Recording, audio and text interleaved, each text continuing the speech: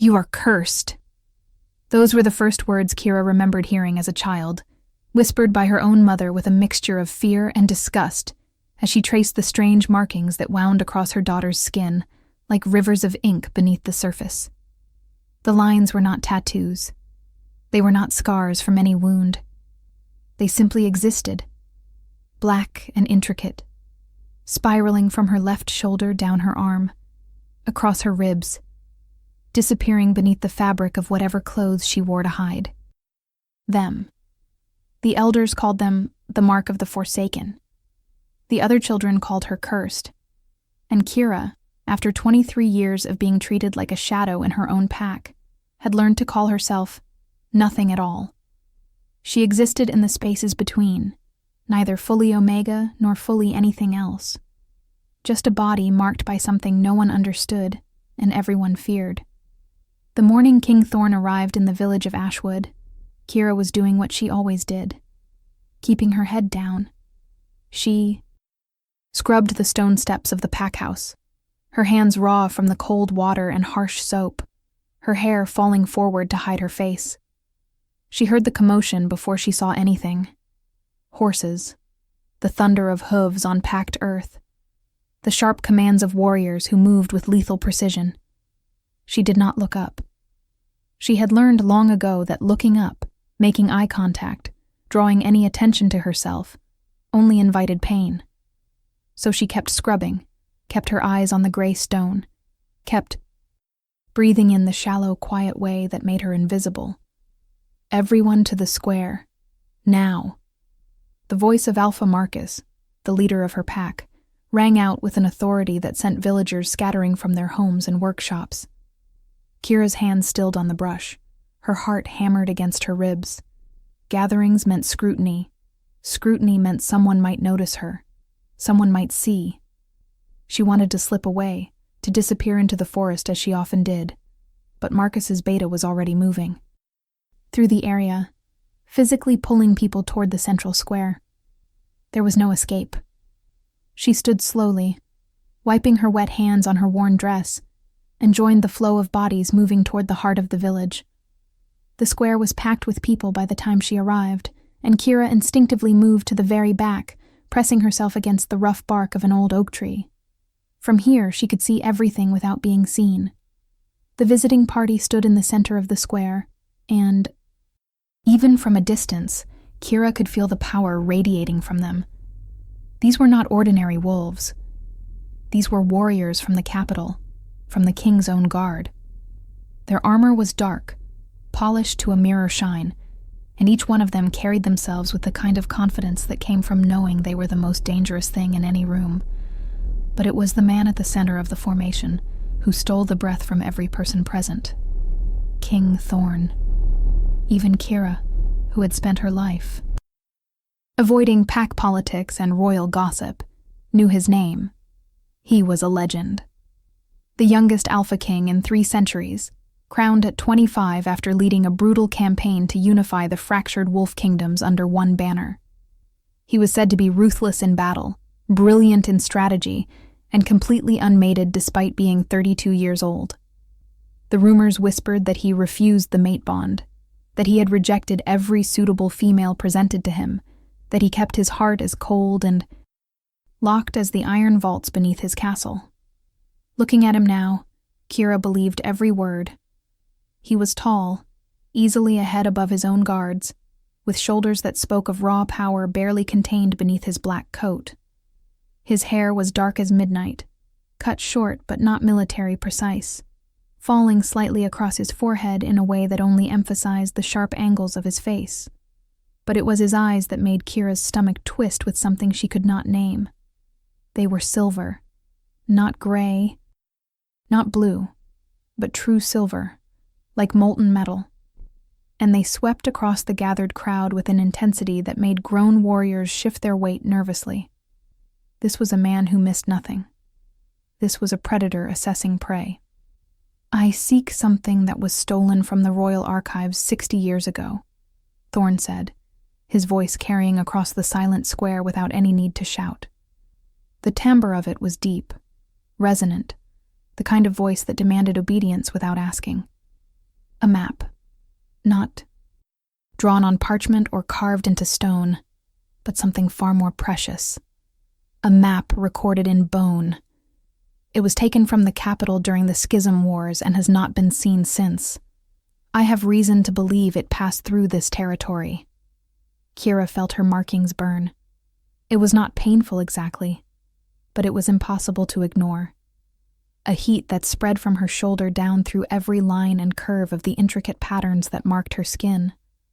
She pressed harder against the tree, trying to will the sensation away, trying to become even smaller, even less noticeable.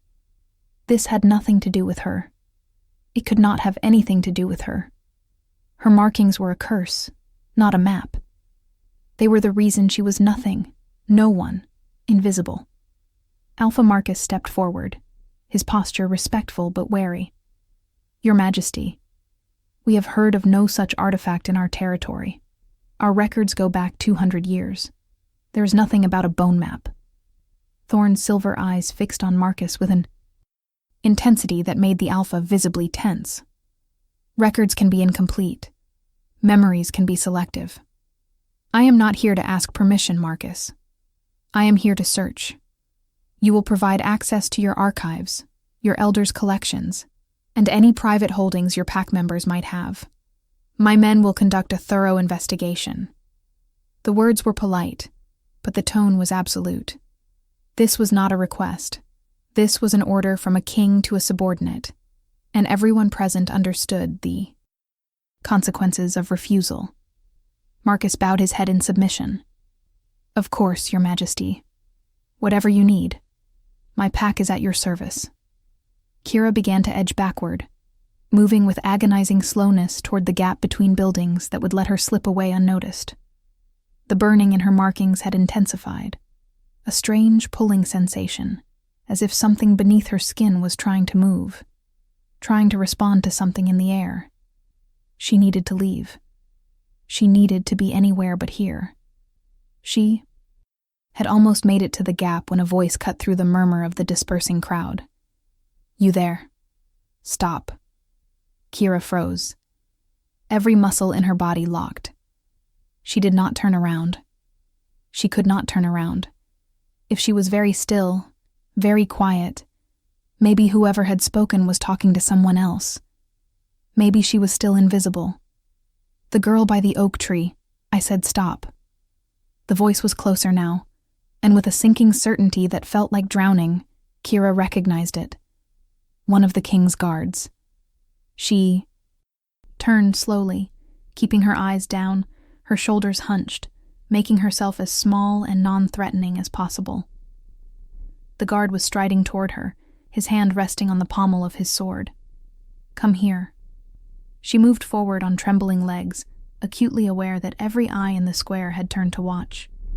She could feel their judgment, their disgust, their relief that it was her, and not them being singled out. When she was a few feet from the guard, she stopped, still refusing to lift her. Gaze. Name, he demanded. Kira. Her voice came out barely above a whisper. Kira what? She hesitated.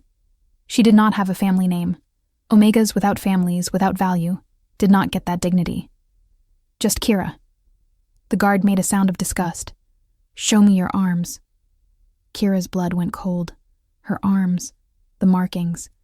They were always covered, always hidden beneath long sleeves no matter the weather. To expose them meant inviting hatred, inviting punishment, inviting all the reasons people had. Spent her entire life telling her she should not exist. I do not understand, she whispered. Your arms. Now. The king wants to see everyone's markings.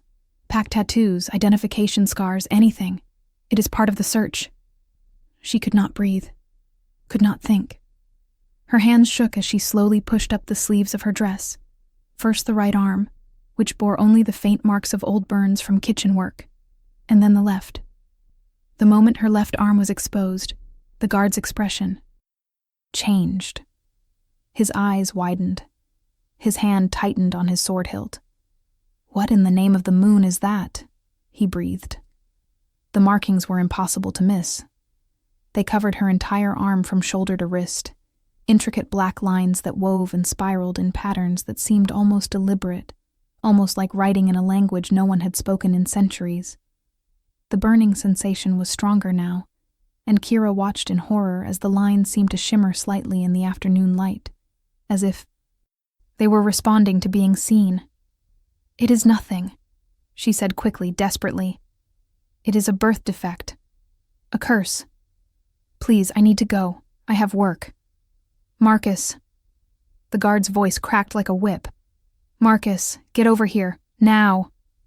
The Alpha appeared within seconds, and when he saw Kira standing there with her arm exposed, his face went through a rapid series of expressions.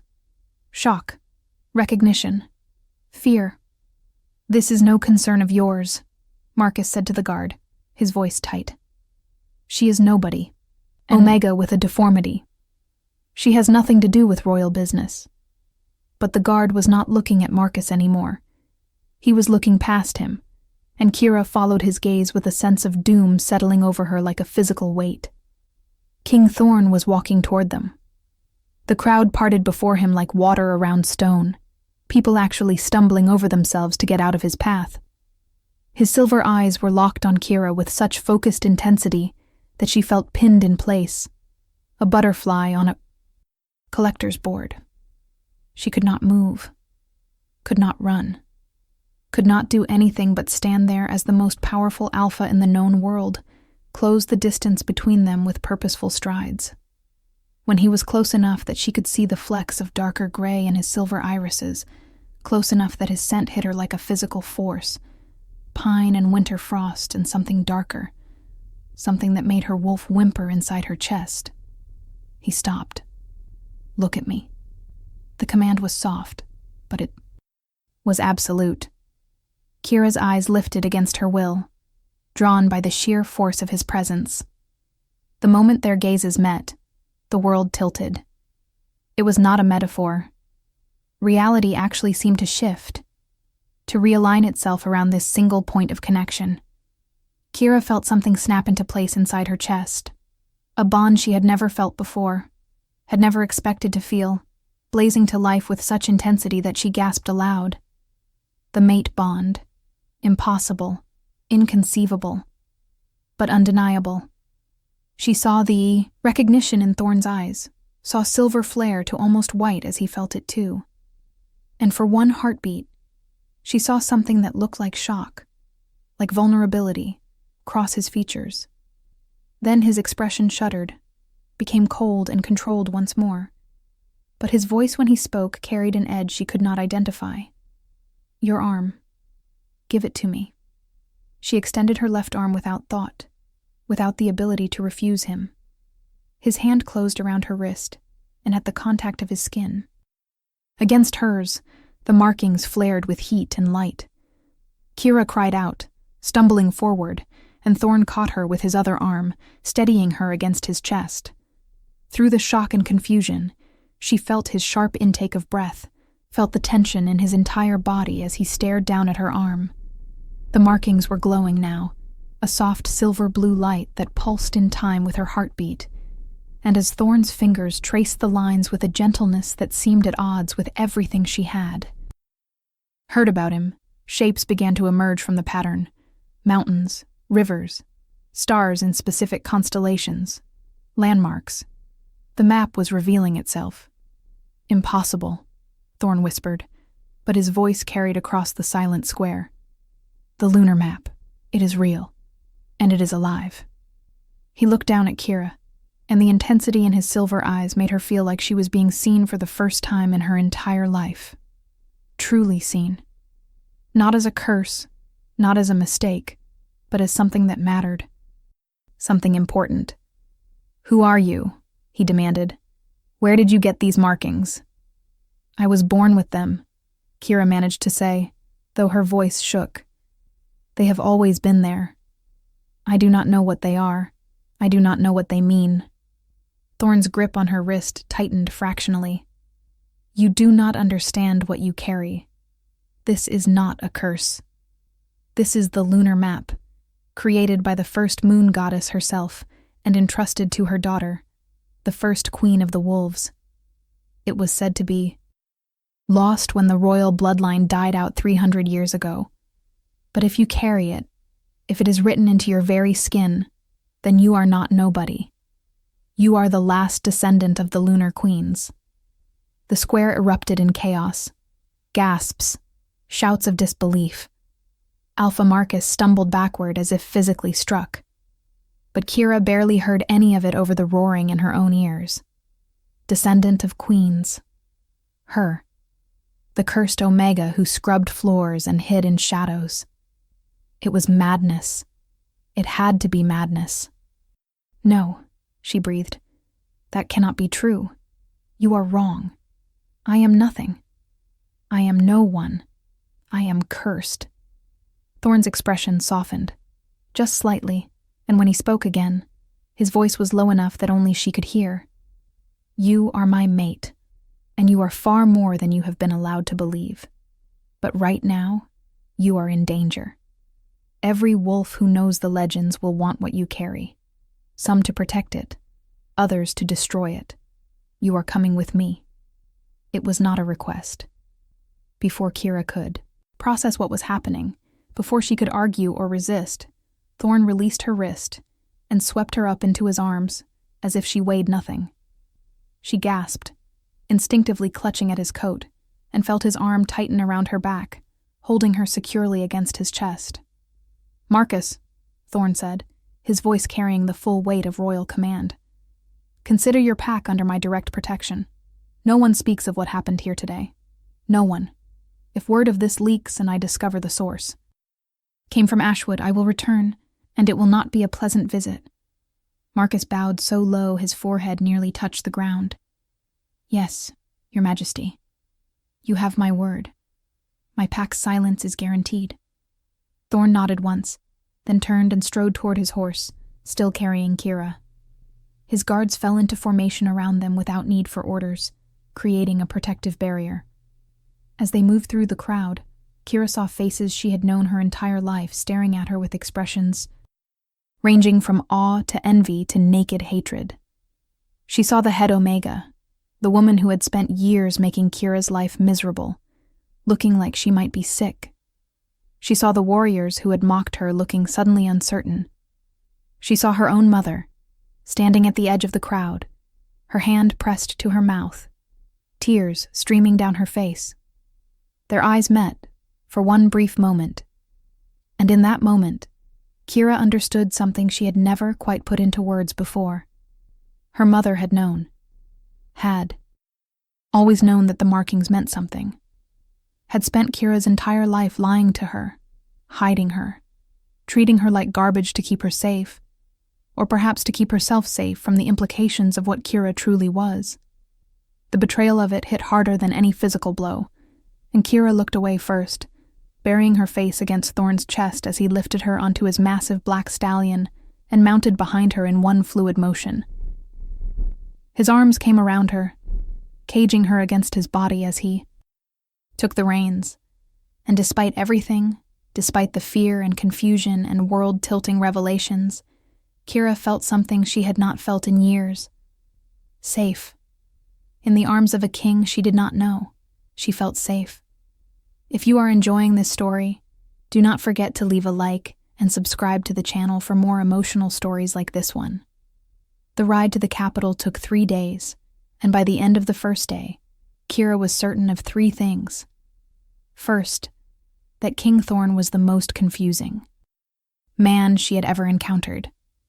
He was capable of terrifying coldness, barking orders at his men with a voice that brooked no argument. Yet he had insisted on personally ensuring she had the warmest blankets, the best portions of food, and a tent of her own each night, even though it meant he and his guards had less comfort. Second, that the mate bond was going to drive her insane.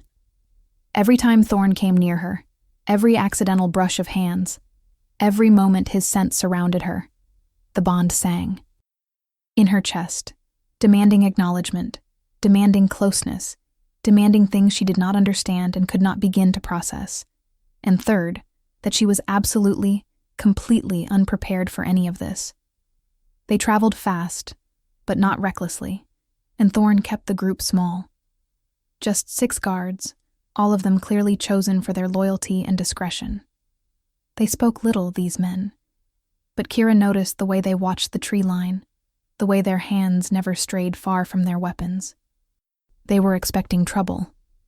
On the second night, as Kira sat by the fire trying to force down the stew one of the guards had prepared, Thorn finally approached her. He had been avoiding her, she realized. All day, he had ridden near the front of the group, while she was kept safely in the middle, and at camp, he had busied himself with maps and strategy discussions.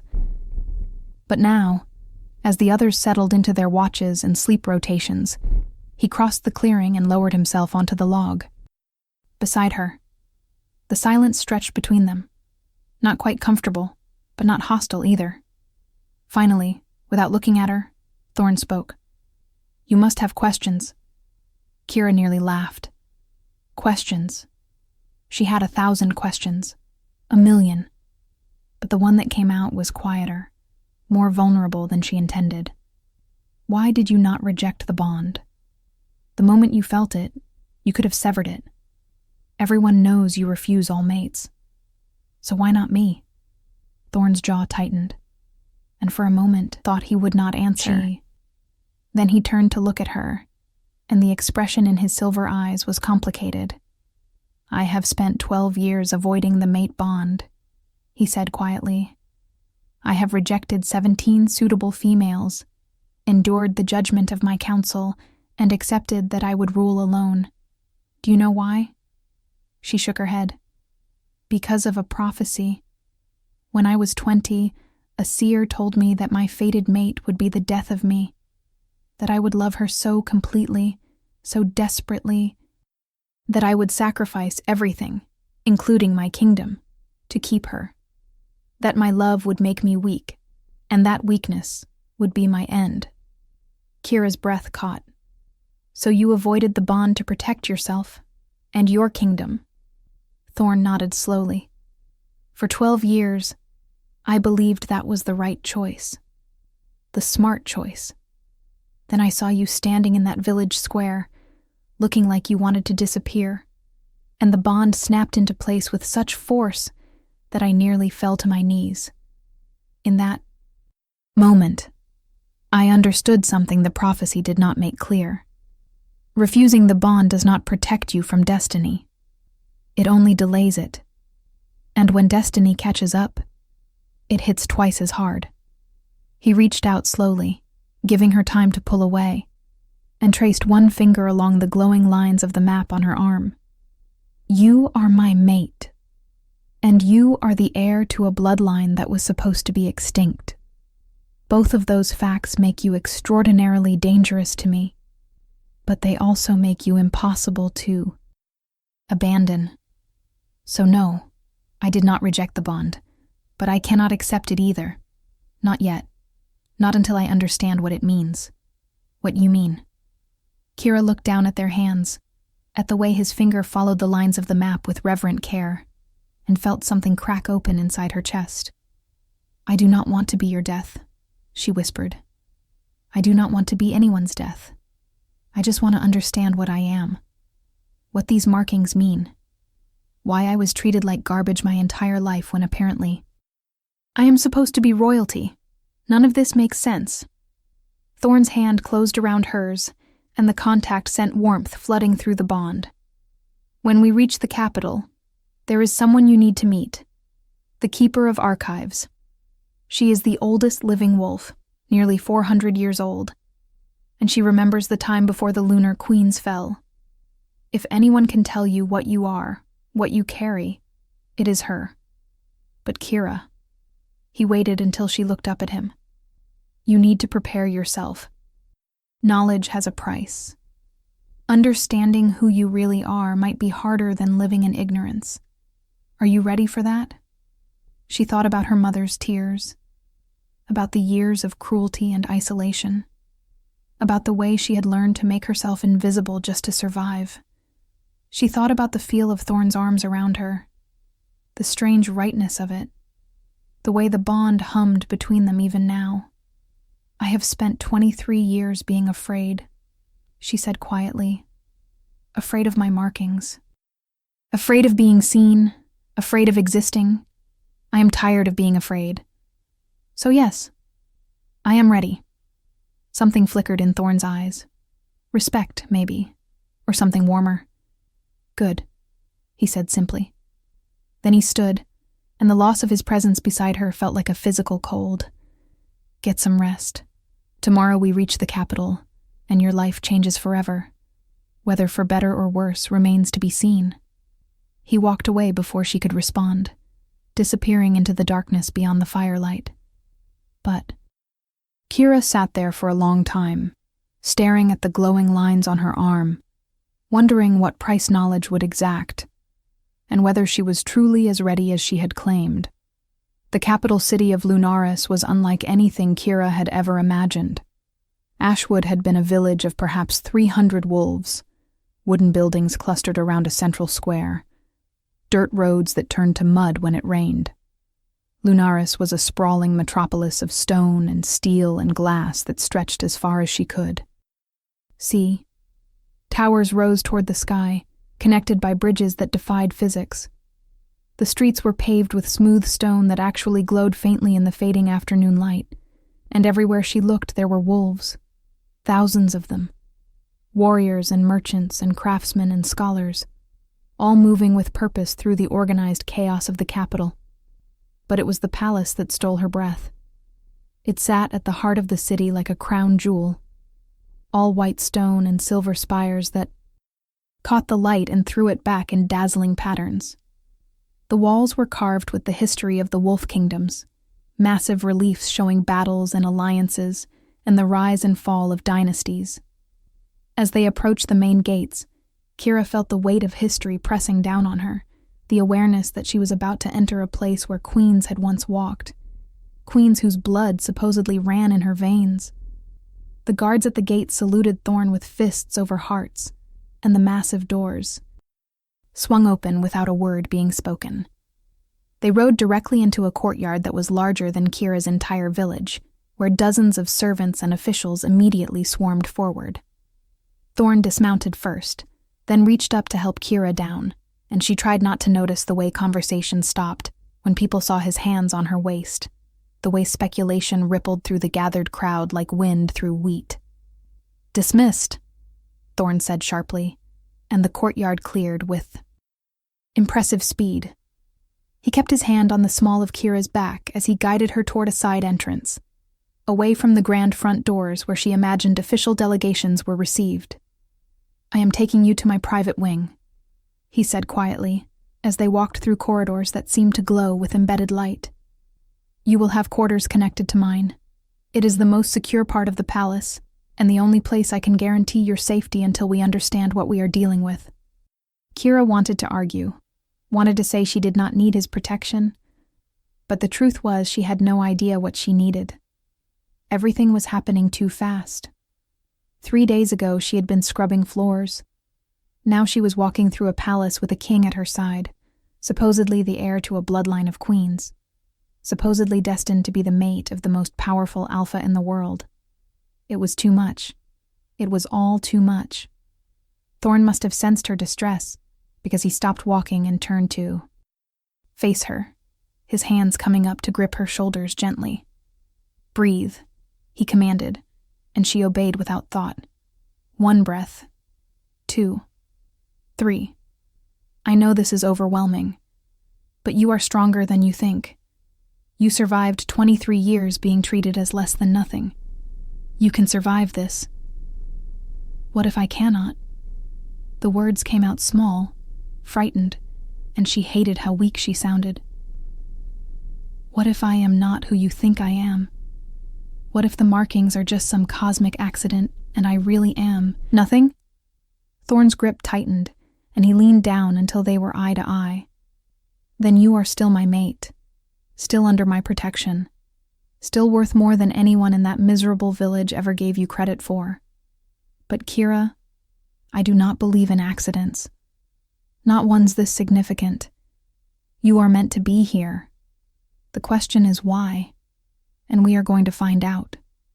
Before she could respond, a door at the end of the corridor opened, and a woman stepped through. Kira's first thought was that she was looking at time made flesh. The woman was ancient. Her hair was pure white, falling past her waist in a thick braid, and her face was so lined with wrinkles that reading her expression was like reading a map. But her eyes were young, sharp, and brilliant green, and they fixed on Kira with an intensity that made the younger woman want to hide behind Thorn. "So," the old woman said, her voice surprisingly strong, "the rumors are true. You found her. The last Lunar Queen has returned." Thorn inclined his head respectfully. "Keeper, thank you for coming so quickly. This is Kira. Kira, this is the Keeper of Archives, Althea. She has served the crown for nearly 4 centuries. If anyone can help you understand what you are, it is her." Althea moved forward with a grace that belied her age, and when she reached Kira, she held out one gnarled hand. "Let me see the map, child." Kira hesitated, then extended her left arm. The moment Althea's fingers touched the markings, they flared to life, glowing so brightly that Kira had to look away. She heard Althea's sharp intake of breath, heard Thorn move closer as if to intervene. But the old woman made a dismissive gesture. "Peace, Your Majesty. The map recognizes one of the old blood. I am the last living wolf who was born before the Lunar Queens fell. It remembers me." Althea's fingers traced the glowing lines with a tenderness that brought unexpected tears to Kira's eyes. "Oh, child, what they did to you, what they made you. Believe about yourself. This is not a curse. This is the greatest blessing that can be bestowed on a wolf. You carry the memory of the world itself." "I do not understand," Kira whispered. Althea looked up at her, and there was sorrow in those ancient eyes. The Lunar Queens were not simply rulers, girl. They were the balance, the bridge between the physical world and the spirit realm. The first queen, Callista, was the daughter of the moon goddess herself, and she was given 3 gifts to help guide her people. Wisdom in the form of a crown that let her see truth. Power in the form of a scepter that could command the very elements. And memory in the form of a map that recorded every important place, every sacred site, every source of power in the known world. The crown and scepter were lost when the royal line was slaughtered 3 centuries ago. But the map was different. It was not an object that could be stolen or destroyed. It was a legacy, passed down through blood, written into the skin of each new queen at the moment of her birth. Kira's breath came in shallow gasps. But the royal line died out. Everyone knows that. King Marcus the Usurper killed the last queen and all her daughters. Althea's expression hardened. He killed the queen and 6 daughters, but there was a 7th, the youngest. She was only an infant, smuggled out of the palace by a loyal servant the night before the massacre. The servant ran as far as she could, changing territories, changing names, eventually settling in a small village far from the capital where no one would think to look for royal blood. That servant's name was Helena, and the baby she carried was named Seraphine. Kira's vision swam. "That is not possible. You are saying I am descended from that baby, from the lost princess." "Not just descended," Althea said gently. "You are the direct line, mother to daughter, unbroken for 300 years.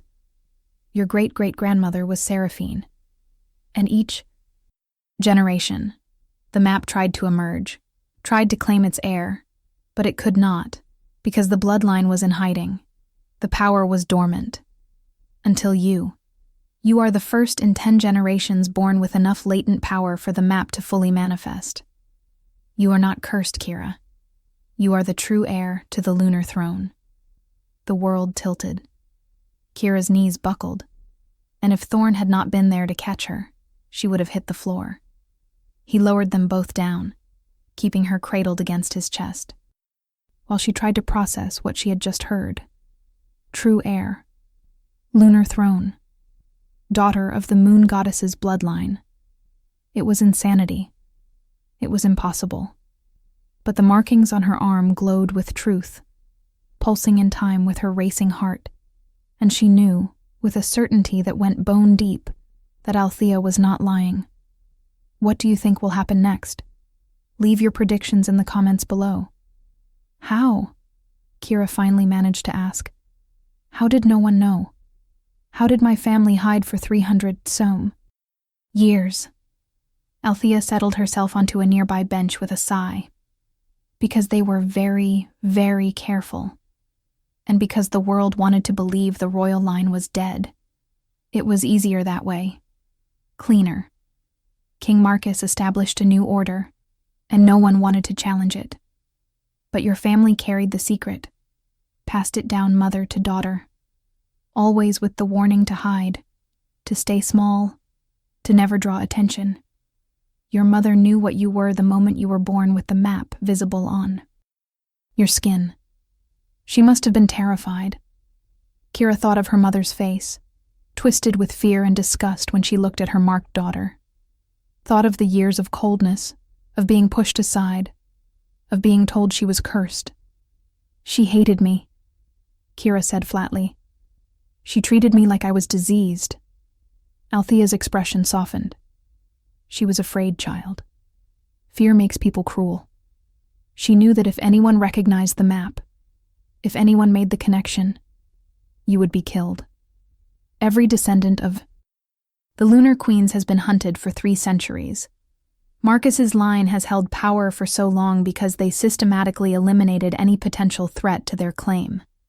Your mother kept you alive the only way she knew how, by making you invisible. By making me believe I was worthless, Kira corrected, and she could not keep the bitterness from her voice.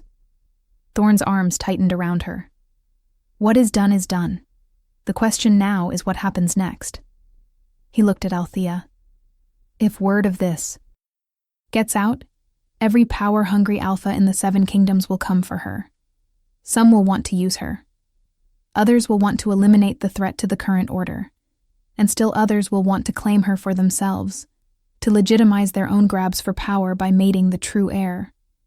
Althea nodded gravely. Which is why the bond between you is both your greatest protection and your greatest vulnerability, Your Majesty. If the council learns you have found your mate and that she is the lunar heir, they will demand you formalize the bond immediately.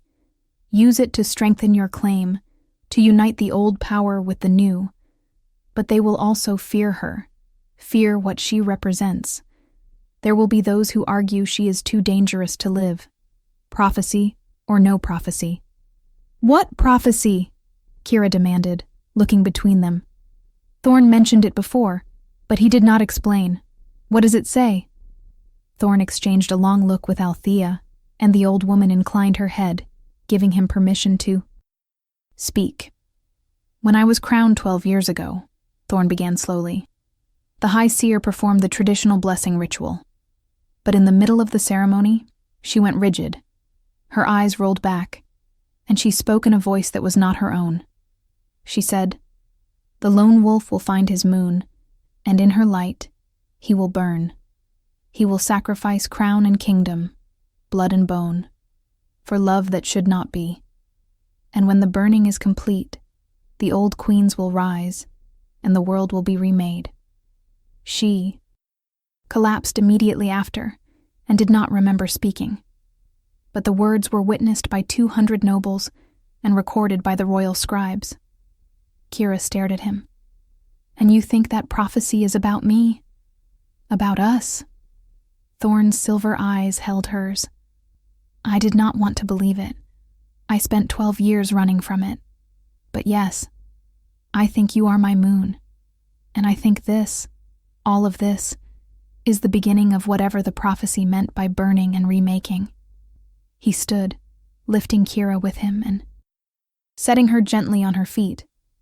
Which is why we need to be smart, strategic. We cannot hide what you are forever, but we can control how the information spreads. Althea, I need you to begin researching the map, what it shows, what power it might unlock. Everything. Quietly. Use only your most trusted assistants. Althea bowed. As you command, Your Majesty. Thorn turned to Kira. And you need to learn how to defend yourself, how to use whatever power that map gives you, because I can protect you from external threats, but I cannot protect you from what is already inside you, trying to emerge. Tomorrow, training begins. Kira wanted to argue, wanted to say she was not a warrior, was not strong enough, was not anything enough. But the look in Thorn's eyes stopped her.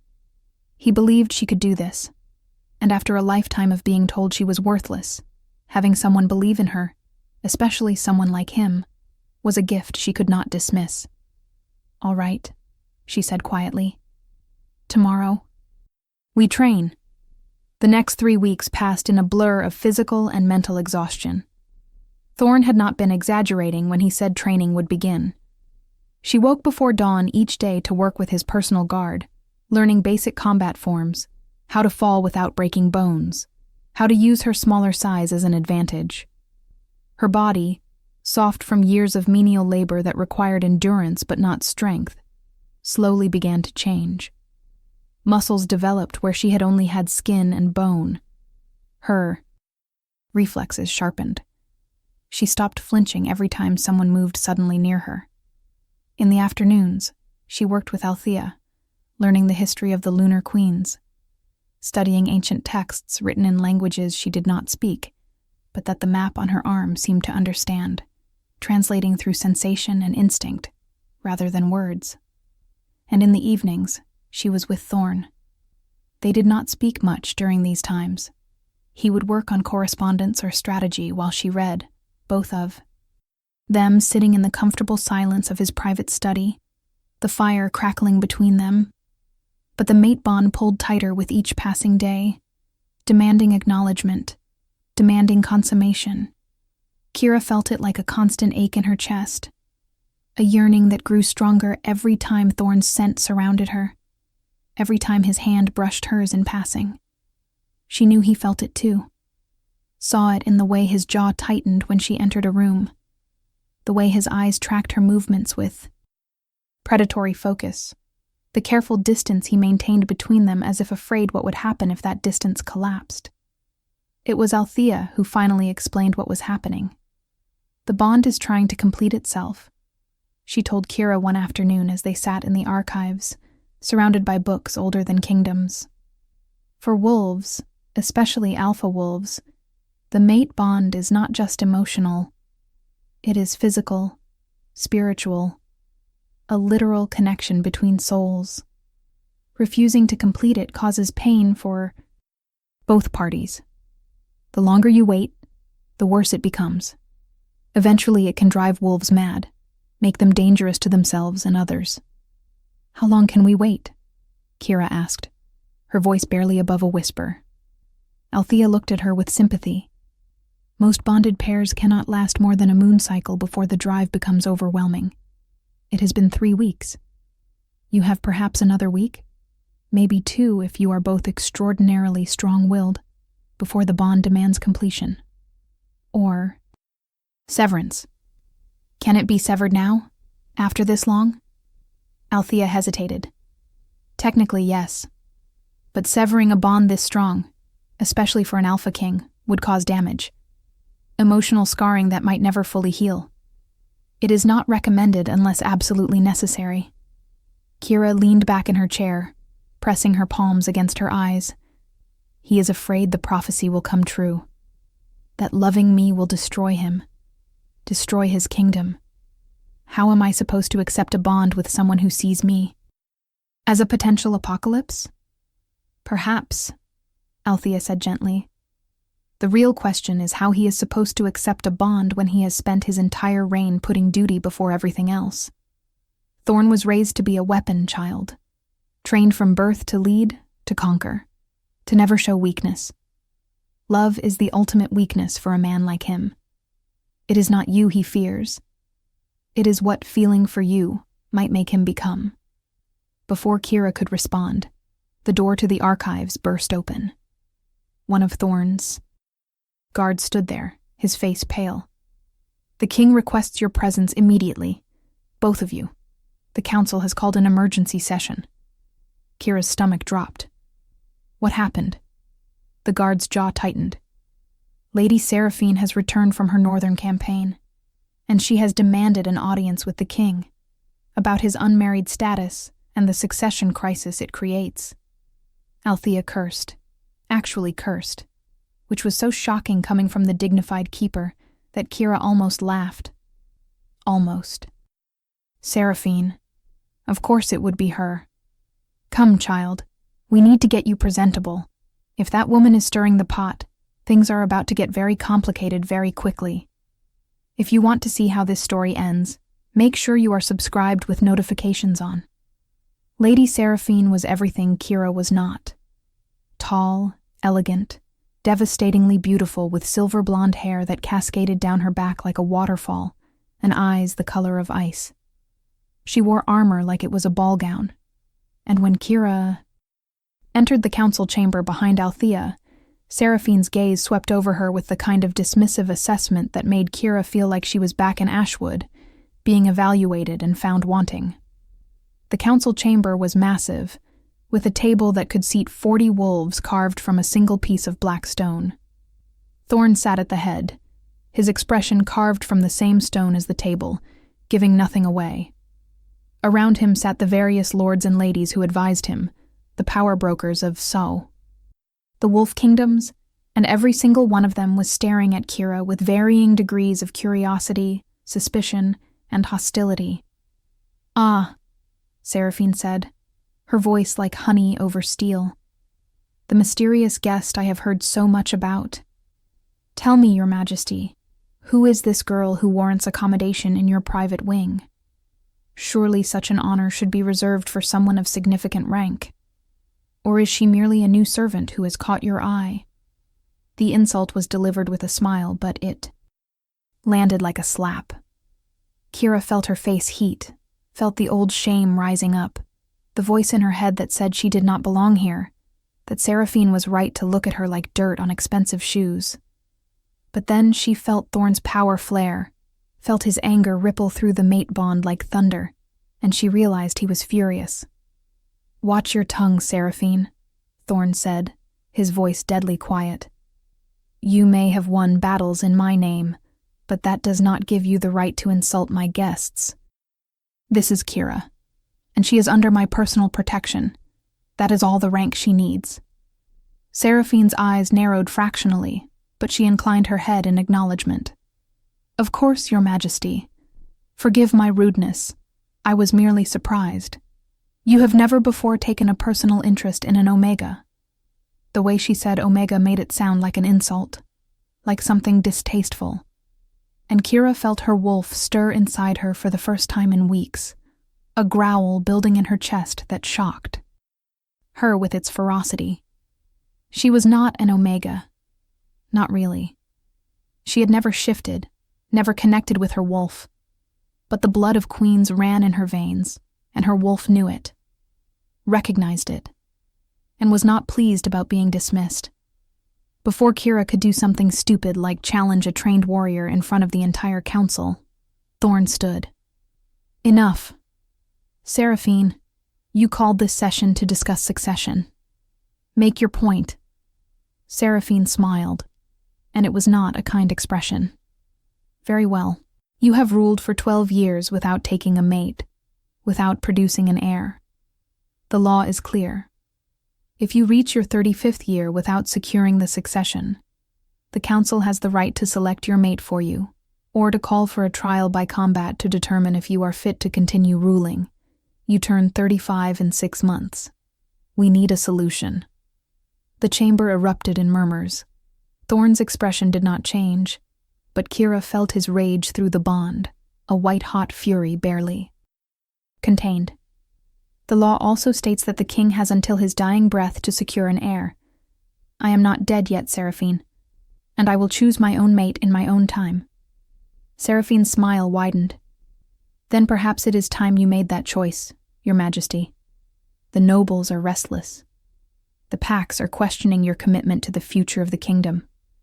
Give them a Luna. Give them an heir.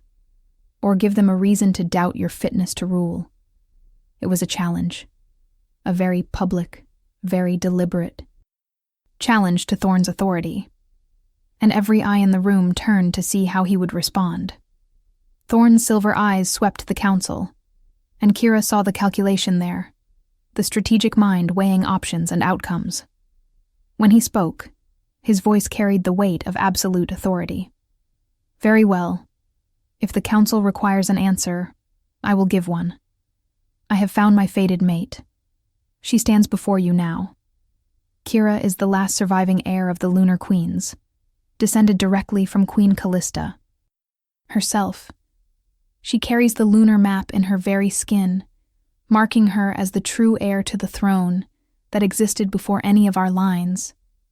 And she is mine, bonded to me by fate itself. Does that satisfy your concerns about succession? The silence that followed was absolute. Then pandemonium. Lords and ladies erupted from their seats, shouting questions, demands, denials. Seraphine's face went perfectly blank, but Kira saw the rage flashing in those ice-blue eyes, saw the way her hands clenched into fists. Althea moved closer to Kira, her presence a silent support as the world tilted once again. Thorn had just publicly claimed her, had announced her heritage to the most powerful wolves in the kingdom. There was no taking it back, no hiding. Everything had just changed. Over the chaos, Thorn's voice cut like a blade. Silence. The room obeyed instantly. Kira carries the proof of her lineage on her skin. The Keeper of Archives has verified it. She is under my protection, and she will be recognized as my mate and the future Luna Queen. Anyone who has objections can take them up with me personally. He let his power fill the room. Let them feel the weight of his dominance. And one by one, the lords and ladies bowed their heads in submission. All except Seraphine, who stared at Thorn with an expression Kira could not read. If she is truly the lunar heir, Seraphine said carefully, then she must prove it. The old laws stated that a lunar queen must demonstrate her power before she can be recognized. Let her show us. Let her activate the map, reveal its secrets, or admit that she is a fraud wearing the markings of greatness without the power to back them. It was a trap. Kira knew it was a trap. She had no idea how to activate the map, had barely begun to understand what the markings even meant. But before she could say anything, before Thorn could intervene, Althea stepped forward. The lady makes a fair point. Ancient law does require proof of power, but it does not require immediate proof. Kira has only recently discovered her heritage. Give her the traditional period of awakening, 3 moon cycles to learn, to train, to come into her power. Then, if the council still doubts, she will demonstrate her abilities at the solstice ceremony. Murmurs of agreement rippled through the room. 3 months was a reasonable request. Traditional. Even Seraphine could not argue against it without looking unreasonable. Agreed, Thorn said before anyone else could. Speak. 3 months, and in that time, Kira will be treated with the respect due to my mate and the heir of the Lunar Queens. Anyone who harms her or undermines her answers to me directly. Is that understood? The council bowed in unison. Yes, Your Majesty. Good. This session is concluded. Thorn descended from the dais and crossed directly to Kira, taking her hand in his and leading her from the chamber without another word. His grip was firm, almost painful, and she could feel the tension vibrating through him. They walked in silence through the corridors, past startled servants and curious guards, until they reached his private study. He pulled her inside, locked the door, and then just stood there, his back to her, his shoulders rigid with barely contained emotion. Thorn, Kira said softly, I am sorry. I did not mean for any of this to happen, for you to have to claim me publicly before you were ready. He turned, and the expression on his face made her breath catch. It was not anger. It was something far more complex. "I am not angry at you," he said, his voice rough. "I am angry at myself. I have been a coward, hiding you away, refusing to acknowledge the bond, telling myself I was being strategic when really I was just afraid. Afraid of the prophecy, afraid of what feeling for you might do to me. But watching Seraphine insult you, seeing the council look at you like you were nothing, I realized something." He crossed the space between them in 3 strides and cupped her face in his hands, forcing her to meet his eyes. "I would rather burn for you than spend another day pretending I do not feel this bond. I would rather sacrifice my kingdom than let anyone hurt you. The prophecy was right. You are going to unmake me, and I find that I do not care anymore." His thumb traced the line of her jaw, and Kira felt heat flood through her entire body. "Thorn," she whispered, "what are you saying?" "I am saying I accept the bond, completely, fully. I am yours. Kira, whether that makes me weak or destroys me or remakes the world, I am yours. And if you will have me, I want to complete this bond. Tonight. No more waiting. No more fear." Kira's heart hammered against her ribs. This was what she had wanted, what the bond had been screaming for since the moment they met. But now that the moment was here, now that he was offering himself without reservation, she found herself afraid. "The prophecy says you will sacrifice everything for me. What if completing the bond makes that happen? What if I really am your death?" Thorn smiled, and it transformed his entire face, making him look younger, more alive than she had ever seen him. "Then I die having truly lived, having loved my mate, having chosen my own fate instead of running from it. That is a better end than dying alone in a cold bed, surrounded by crowns and power but empty inside. Kira, I am giving you a choice. Accept the bond. Let me mark you as mine.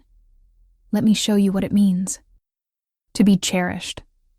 Or reject me, and I will honor that choice, even if it destroys me. But know this, whatever you choose, I am already lost to you, already devoted, already completely, irrevocably in love." The words hit her like a physical force. Love. He loved her. This powerful, terrifying, beautiful man who could have had anyone in the world had chosen her. Wanted her. Loved her. Kira felt tears spill down her cheeks, and she did not bother to wipe them away. "I accept," she whispered. "I accept the bond. I accept you. And Thorn, I think I have been falling in love with you since the moment you looked at me like I mattered, like I was real." His kiss was not gentle. It was claiming, possessive, a brand that seared through her entire body and lit every nerve ending on fire. His hands tangled in her hair, angling her head to deepen the kiss, and Kira melted into him, giving herself over to the sensations, to the mate bond that roared between them like a living thing demanding completion. When he finally pulled back, they were both breathing hard, and his eyes had gone nearly white with desire and the wolf rising to the surface. "Mine," he growled, and it was not entirely human. "Say it. Tell me you are mine." "Yours," Kira breathed. "I am yours, and you are mine." The words were a vow, a promise, a binding that went deeper than any ceremony. Thorn lifted her into his arms, carrying her toward the door that connected the study to his private chambers, and Kira wrapped her arms around his neck, trusting him completely. Trusting that whatever came next, whatever the prophecy demanded, they would face it together. The mate bond pulsed between them, singing with joy and rightness, and as Thorn laid her down on silk sheets that smelled like him, like winter and pine and home, Kira felt the last of her fear fall away. She was not cursed. She was not worthless. She was the mate of a king and the heir of queens, and she was exactly where she was supposed to be. The next morning, Kira woke wrapped in Thorn's arms, her body deliciously sore and her soul feeling more complete than she had ever imagined possible. The mate bond was fully realized now, a golden thread connecting her heart to his, allowing her to feel his emotions as if they were her own. His contentment, his protectiveness, his love. It was overwhelming and perfect and terrifying all at once. Thorn stirred beside her, silver eyes opening to focus on her face, and the smile that curved. His lips was pure male satisfaction. "Good morning, my queen." Kira felt her face heat. "I am not a queen yet. We still have to prove I can access the map's power. Seraphine is going to make the next 3 months hell." Thorn's expression hardened slightly. "Seraphine is going to learn that challenging my mate is a very unwise decision. But you are right.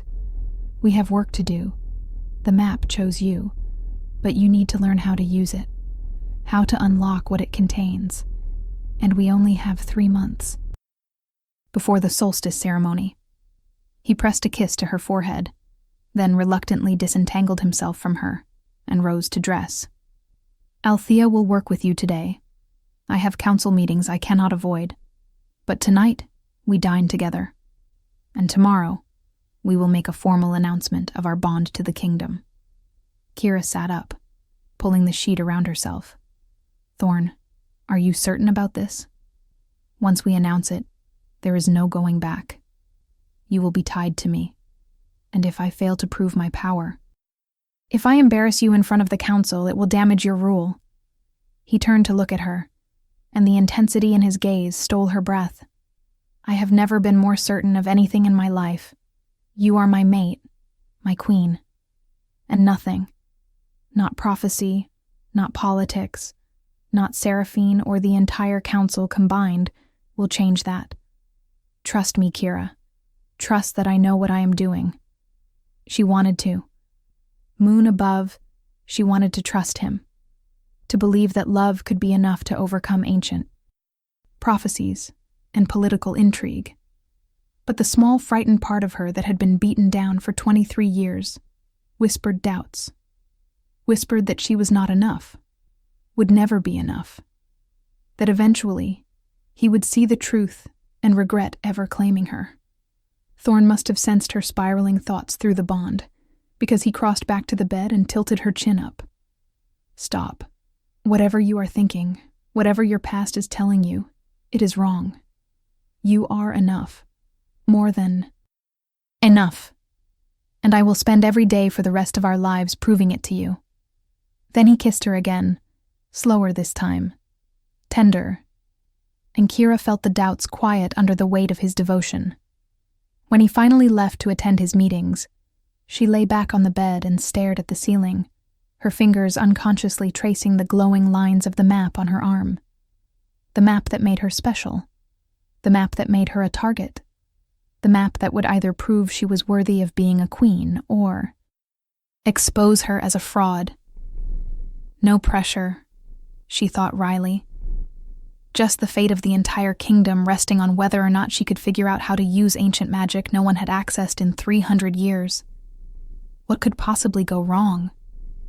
If this story touched your heart, share it with someone who loves epic romance.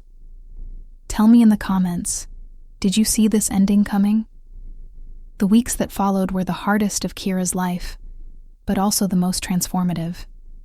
Every morning she trained with Thorn's guard, learning not just to fight, but to lead, to command, to move with the confidence of someone who belonged. Every afternoon she studied with Althea, poring over texts about the lunar queens, learning the history she should have been taught from birth. And every evening, she practiced with the map itself, trying to understand how to activate it, how to access the power that supposedly lay dormant in her blood. The map responded to her emotions, she discovered. When she was calm, it glowed softly, barely visible. When she was angry or frightened, it blazed with light, the lines shifting and rearranging to show different locations, different constellations. But she could not control it, could not direct it to show her specific places or reveal specific secrets. It was frustratingly random, like trying to read a book where the words changed every time you looked at the page. Thorn was patient with her frustration, supportive even when she wanted to scream and give up. He held her when she cried, celebrated when she made small breakthroughs, and reminded her constantly that she was not alone in this.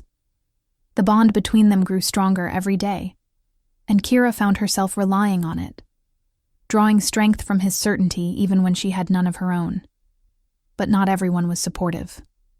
Lady Seraphine became a constant thorn in their side, showing up at council meetings with subtle digs about Kira's progress, spreading rumors that the map was nothing more than a elaborate tattoo, questioning whether Kira was truly Thorn's mate or simply a clever Omega who had seduced the king. The attacks were never overt enough to justify punishment, but they chipped away at Kira's confidence, made her second-guess herself, made her wonder if Seraphine might be right. It all came to a head 2 weeks before the solstice ceremony.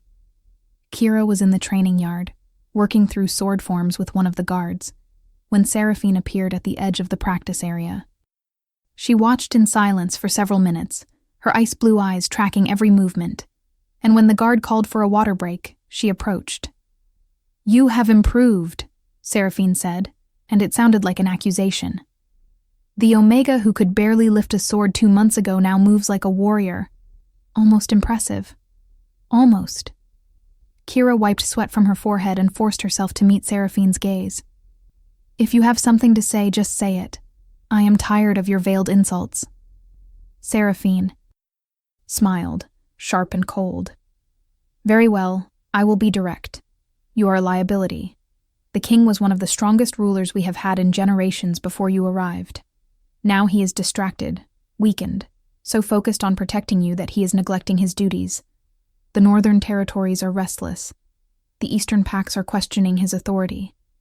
And all because he has bound himself to a girl who cannot even activate her supposed birthright."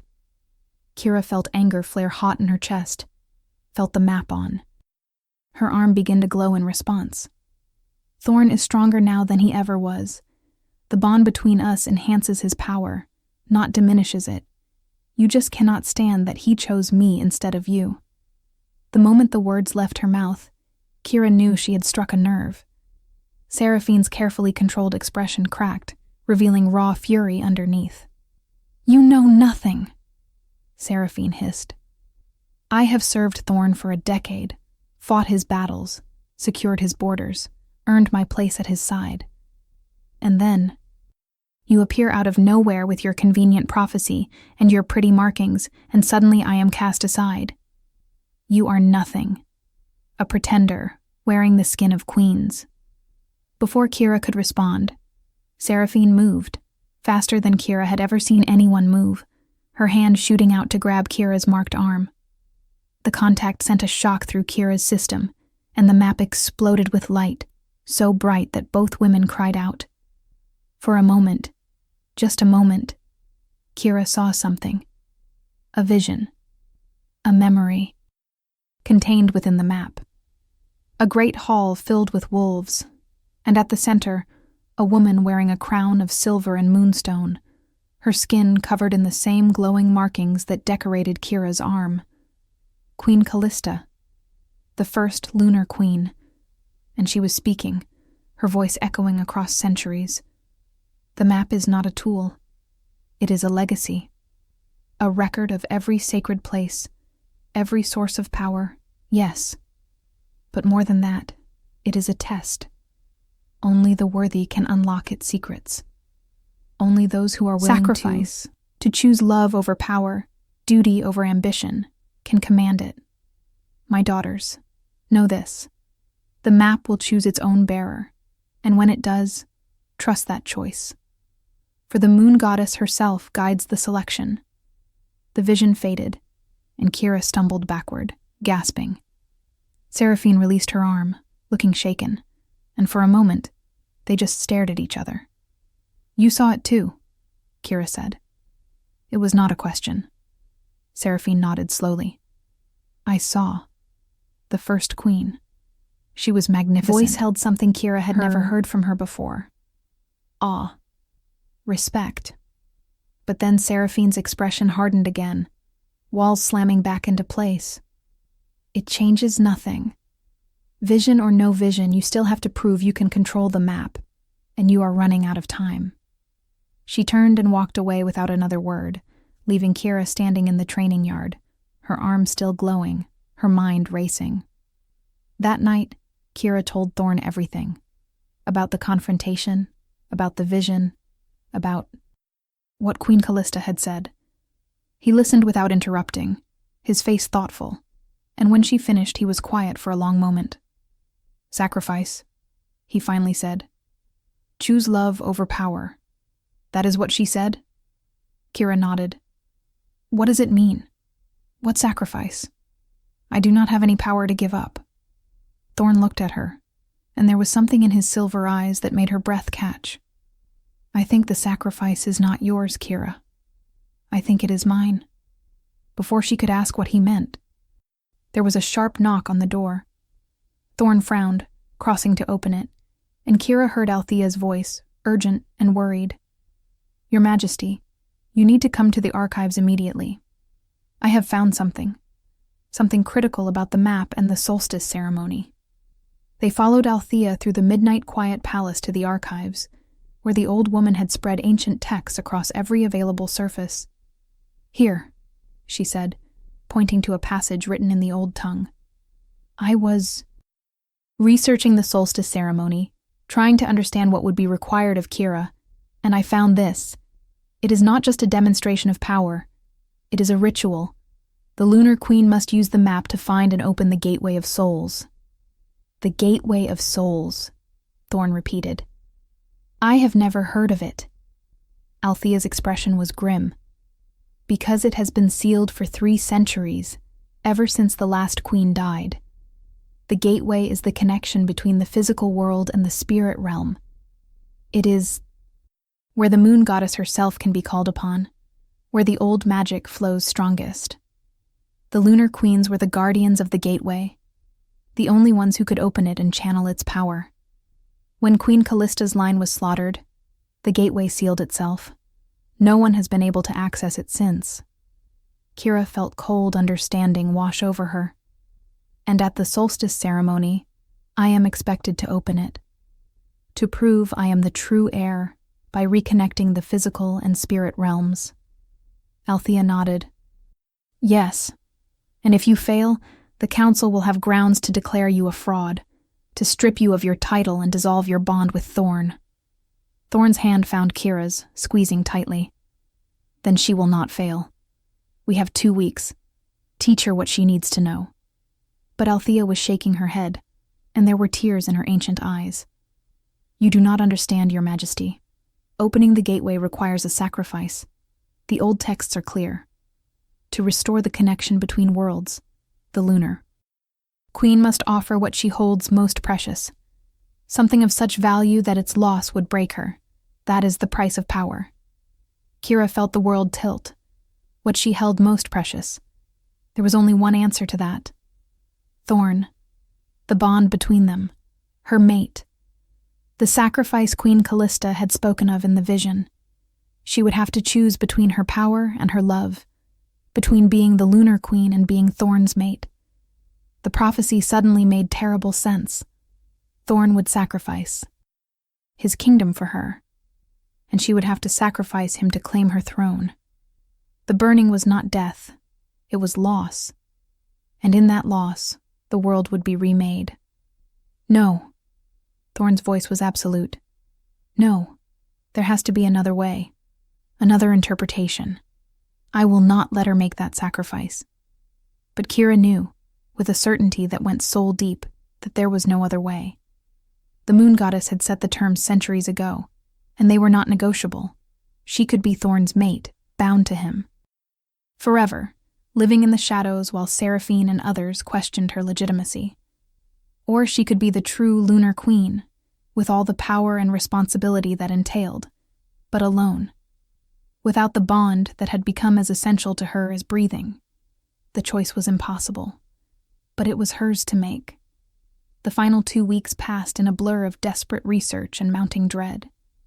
Thorn refused to accept the sacrifice, insisted there had to be a way to fulfill the ritual without severing their bond.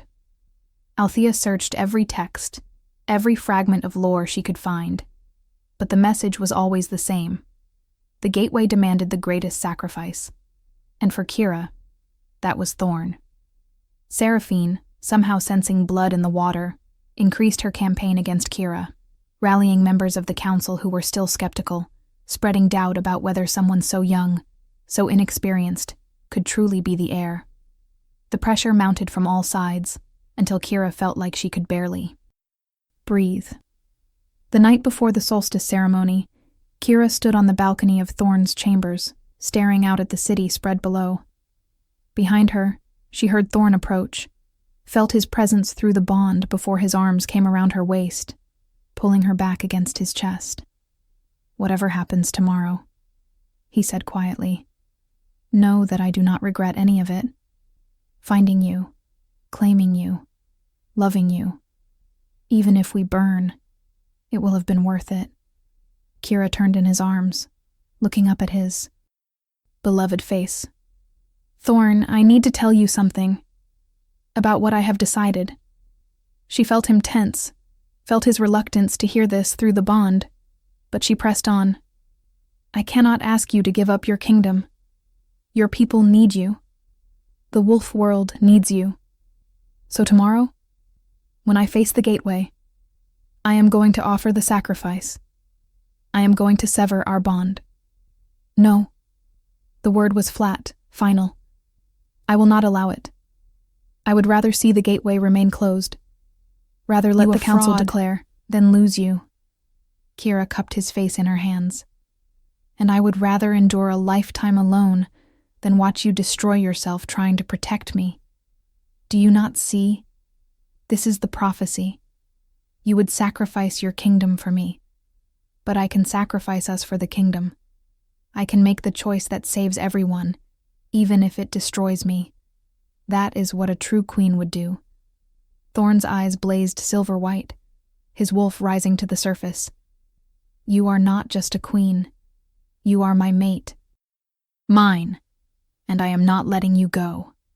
His kiss was desperate, claiming, a physical argument against her decision, and Kira let herself sink into it, let herself memorize the feel of his lips, his hands, his heartbeat against hers. Because tomorrow, this would be memory. Tomorrow, she would make the choice that would break them both, but save the kingdom. Tomorrow, she would prove she was worthy of being the Lunar Queen, even if it cost her everything. The solstice ceremony was held in the ancient amphitheater at the heart of Lunaris, a structure carved from white stone so old it predated written records. Thousands of wolves gathered to witness, filling the circular seating that rose tier by tier around the central platform.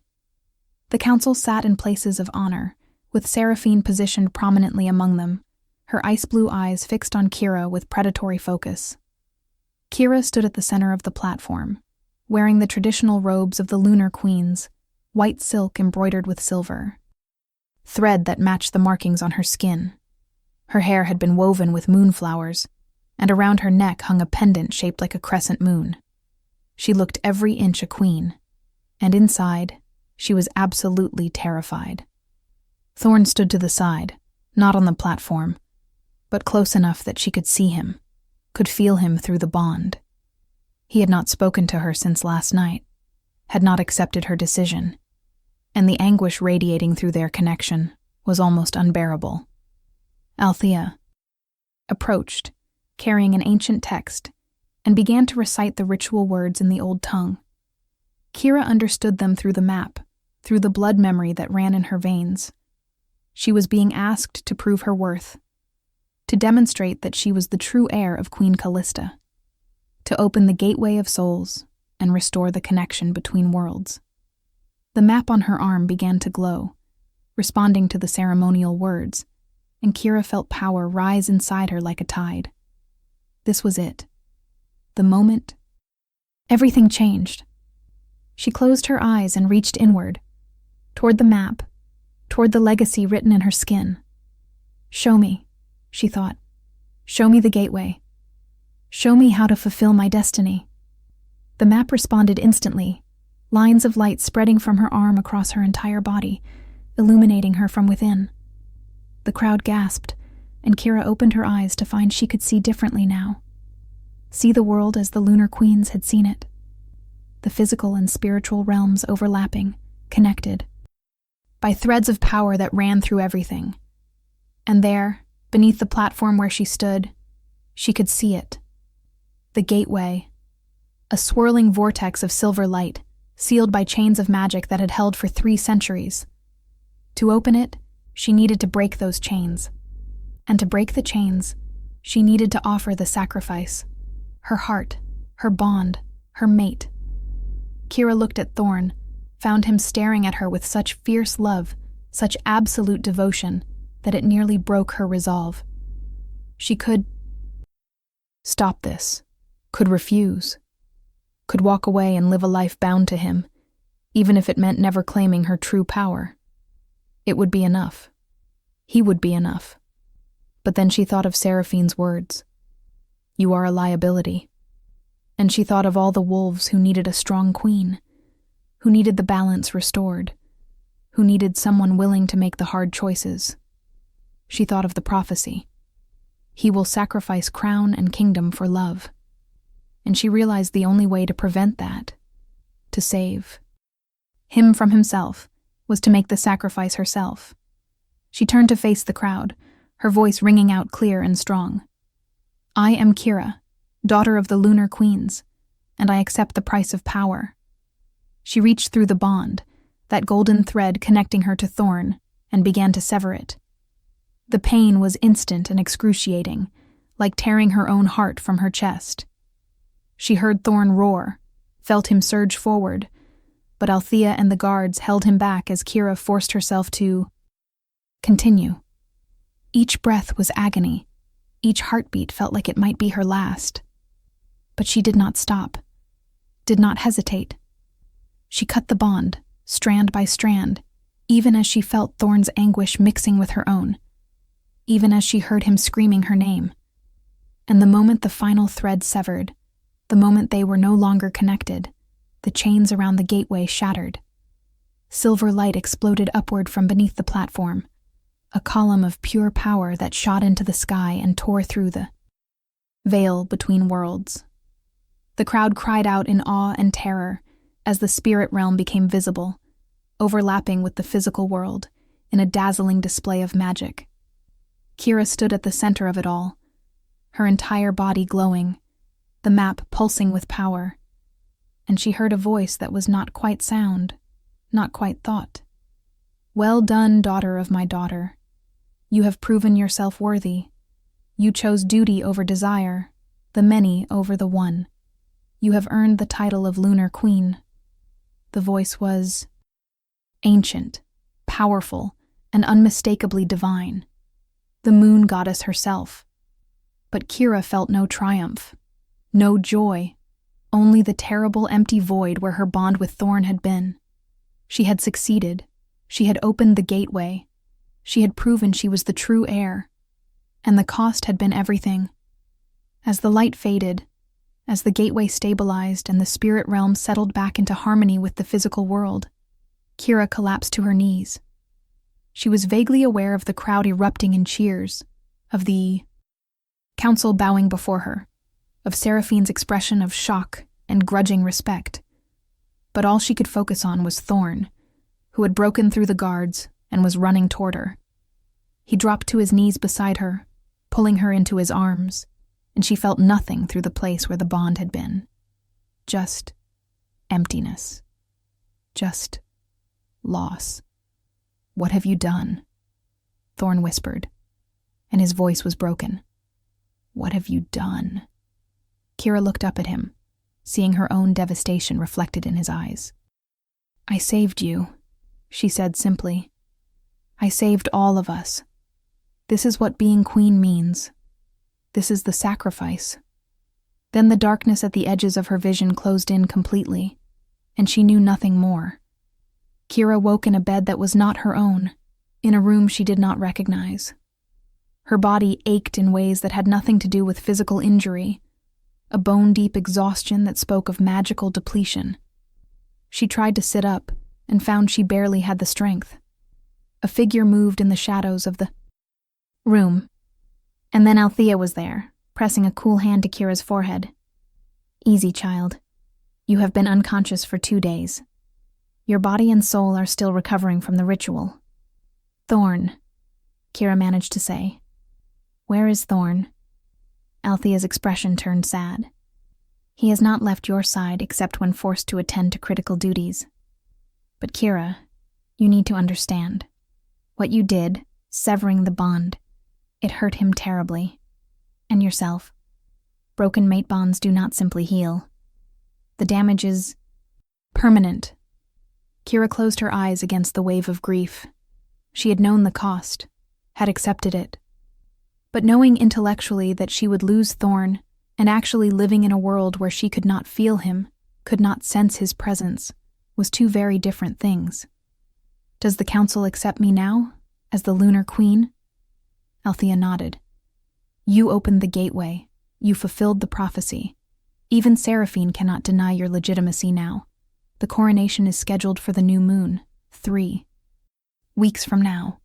You will be crowned as the first Lunar Queen in 3 centuries. The words should have brought satisfaction, pride. Instead, Kira felt only hollowness. She had won. She had claimed her throne. And she had never felt more alone in her life. The door opened, and Thorn entered. He looked terrible. Dark circles under his eyes, his hair disheveled, his clothes wrinkled as if he had been wearing them for days without changing. But when he saw Kira awake, relief flooded his features. And he crossed to the bed in quick strides. You are awake. Thank the moon. You are awake. He reached for her hand, and Kira let him take it, even though the contact was just physical now, empty of the bond that had once made every touch electric. Thorn, I am so sorry, she began, but he shook his head fiercely. Do not apologize for being brave, for choosing duty. I was selfish, trying to keep you for myself when you were meant for so much more. You did what you had to do. What a true queen would do. His voice cracked slightly. But moon above, Kira, it hurts. It hurts so much. Kira squeezed his hand, tears streaming down her face.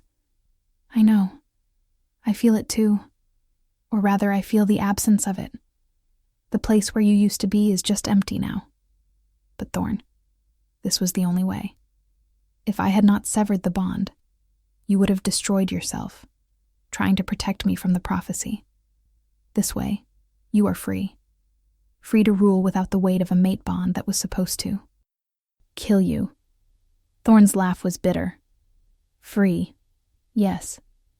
I suppose I am free. Free to live with the knowledge that I found my perfect mate and lost her because of a cosmic joke. Because the moon goddess demanded sacrifice. Because being a king means never getting to keep what you love most.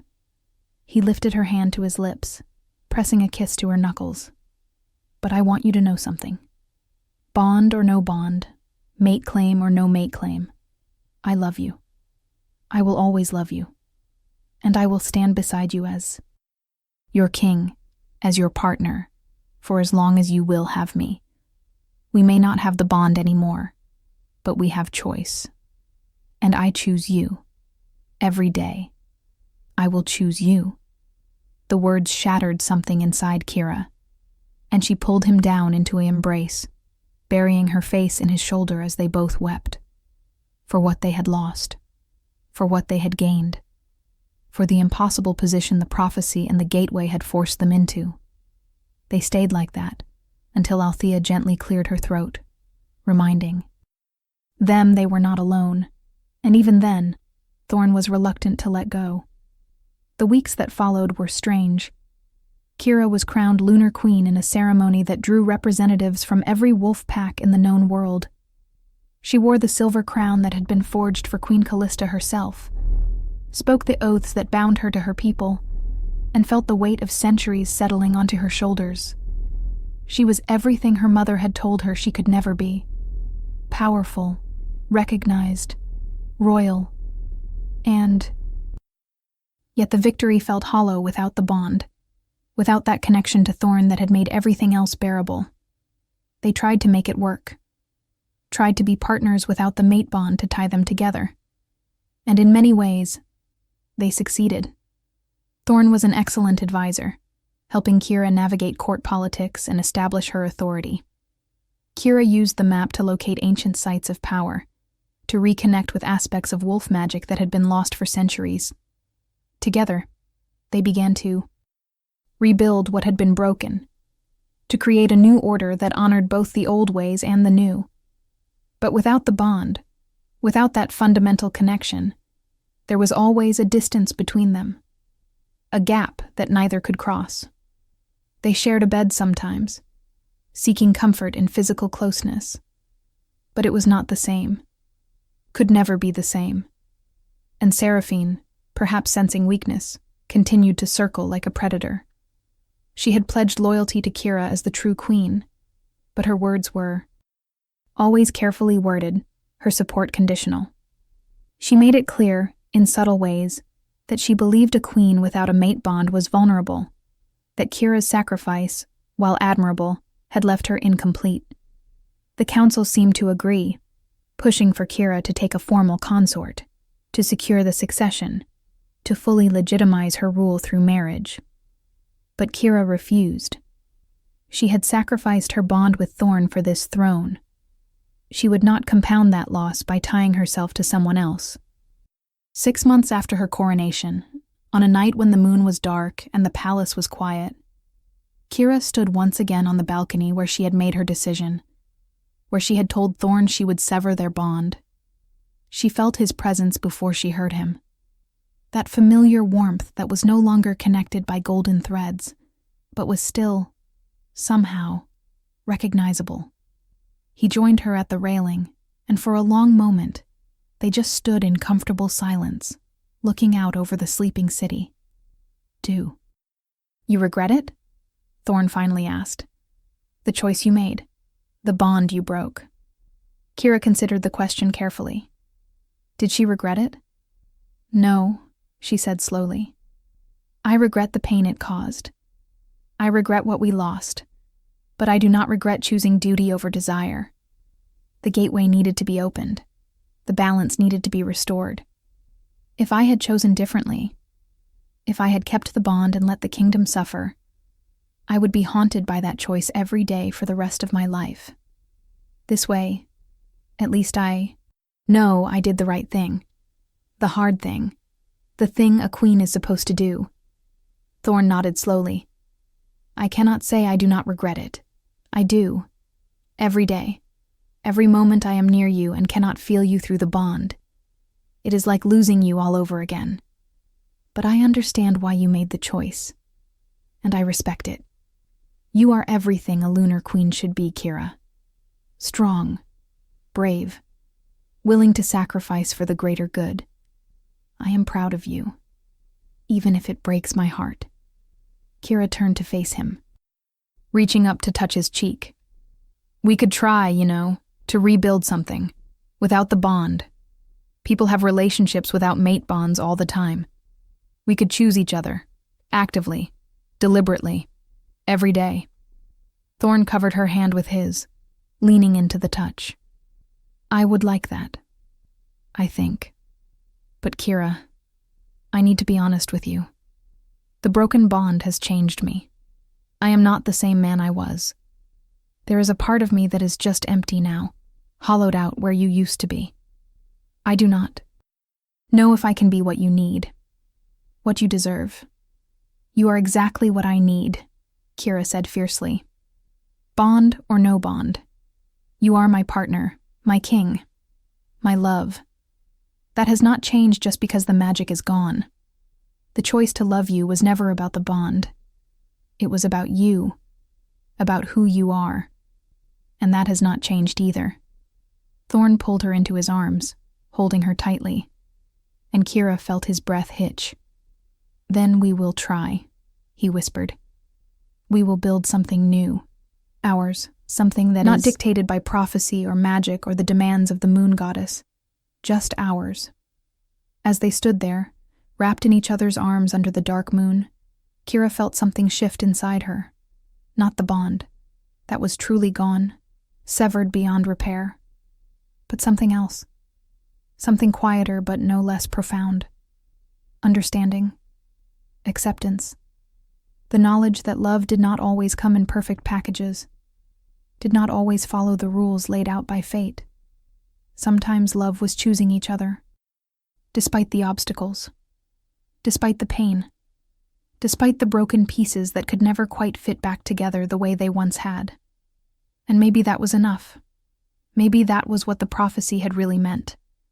Not that loving each other would destroy them, but that it would transform them, remake them into something new, something harder, something real. The coronation of the Lunar Queen had saved the kingdom. The opening of the gateway had restored balance to the wolf world. And the sacrifice of the mate bond had proven that Kira was worthy of the crown she wore. But the story did not end with triumph and glory. It ended with two people standing on a balcony in the darkness, choosing each other without the benefit of magic, without the certainty of destiny. Just two souls who had found each other against all odds and refused to let go, even when the universe itself tried to pull them apart. That was the real power. That was the real magic. And as Thorn pressed a kiss to Kira's hair and she felt his warmth seep into her bones, she knew that somehow, despite everything, they were going to be all right. Not perfect. Not without pain. But together. Always together. And in the end, that was enough.